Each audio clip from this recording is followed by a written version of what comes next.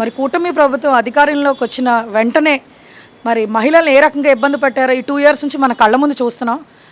మరి నిన్నటి రోజున ఒక ప్రభుత్వ ఉద్యోగి, ఒక మహిళా ఉద్యోగి తనగా ట్విట్టర్లోని ఎఫ్బీలోని ఒక పోస్ట్ పెట్టడం జరిగింది.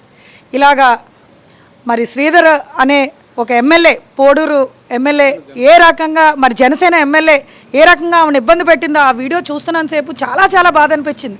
ఎందువల్లంటే ఒక మహిళ బయటకు వచ్చి ఒక ఉద్యోగం చేస్తున్న మహిళ అమ్మాయిని ఏ రకంగా ఇబ్బంది పెట్టారు అన్నది కళ్ళ ముందు ఈజీగా కనపడుతుంది. ఎందువల్ల అంటే మీకు 1.5 ఇయర్ నుంచి కూడా ఆ అమ్మాయిని ఏ రకంగా వాడుకుని, మరి శారీరకంగా వాడుకుని 5 సార్లు అబార్షన్ చేయించి, అదే కాకుండా ఆ అమ్మాయి కనుక శారీరకంగా అతనికి కనుక సుఖం ఇవ్వకపోతే ఖచ్చితంగా ఆ అమ్మాయికి ఉన్న అబ్బాయి ఎవరు చిన్న బాబు, మరి 4 ఇయర్స్ బాబుని చంపేస్తానని మరి బెదిరించడం, అదే కాకుండా ఏ చట్టంలో ఉందో నాకైతే అర్థమవట్లేదు. స్వయంగా అతని భర్తకు ఫోన్ చేసి మీరు అర్జెంటుగా విడాకులు ఇవ్వాలని చెప్పి ఆయన్ని బెదిరించడం. ఈరోజు ఒక స్థానికంగా ఒక ఎమ్మెల్యే అంటే ఆ ఊరికి పెద్ద, ఏ ఇబ్బంది వచ్చినా సరే ఆ ఊర్లో వాళ్ళు ఆయనకి వెళ్ళి చెప్పుకునే స్థాయిలో ఉన్న ఆయన ఈ రోజున ఆయన చేసి 1 కాదు 2 కాదు, ఒక తప్పు మీద తప్పు చేసి అమ్మాయిని ఏ రకంగా ఇబ్బంది పెట్టాడు అన్నది అమ్మాయి వీడియో చూస్తే చాలా బాధ అనిపిస్తుంది. మరి ఈరోజు వాళ్ళకి చుట్టాల కింద మారినాయి. మరి పవన్ కళ్యాణ్ గారు ప్రశ్నిస్తానంటారు. ఏం ప్రశ్నిస్తారంటే ఈరోజు మీరు అధికారంలో ఉన్నారు, కూటమి ప్రభుత్వంలో తాట తోలు తీస్తానంటారు. ఏ తాట తీశారు, ఏం తోలు తీశారు? ఇన్సిడెంట్ జరిగి ఆ అమ్మాయి వీడియో రిలీజ్ చేసి మరి ఇంచుమించు ఒక 24 అవర్స్ పైన అయింది. ఏ రకంగా ఈరోజు ప్రభుత్వం మరి ఎక్కడా కూడా స్పందన లేదు. ఈరోజు మహిళా కమిషన్ అంటారు, వాళ్ళు స్పందన లేదు. అదేవిధంగా మన మహిళా హోంమంత్రి మరి ఏదున్నా జగన్ గారి మీద పడేయడం తప్ప ఆవిడకి ఏమీ రాదు. ఈరోజు మహిళలకి హోంమంత్రి అన్న విషయం కూడా మర్చిపోయి మరి ఆవిడ ఏ రకంగా ప్రవర్తిస్తున్నారో మనం చూస్తున్నాం. మరి ఇమీడియట్గా నేనైతే ఒకటే చెప్తున్నాను, ఖచ్చితంగా ఈయన చట్టసభల్లో కూడా కూర్చుని అర్హత లేదు.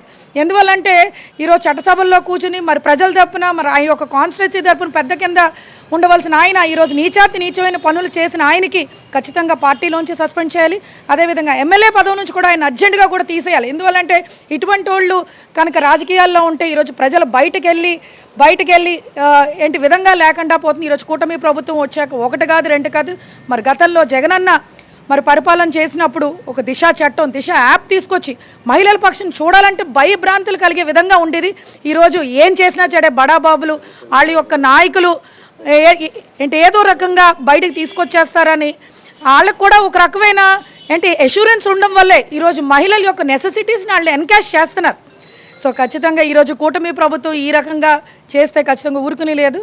ఖచ్చితంగా రానున్న రోజుల్లో బుద్ధి చెప్తాం. ఇప్పుడు ఇమీడియట్గా అయితే మేము జనసేన ఎమ్మెల్యేని పవన్ కళ్యాణ్ గారు నిజంగా చిత్తశుద్ధి ఉంటే ఆయన ఖచ్చితంగా సస్పెండ్ చేయాలి. ఖచ్చితంగా ఆయన్ని చట్టసభల్లోకి వెళ్ళనివ్వకూడదని చెప్పి ఆ రకంగా తోలు తీసి చెప్పండి తప్ప సినిమా డైలాగ్ వేస్తే కుదరదు పవన్ కళ్యాణ్ గారు.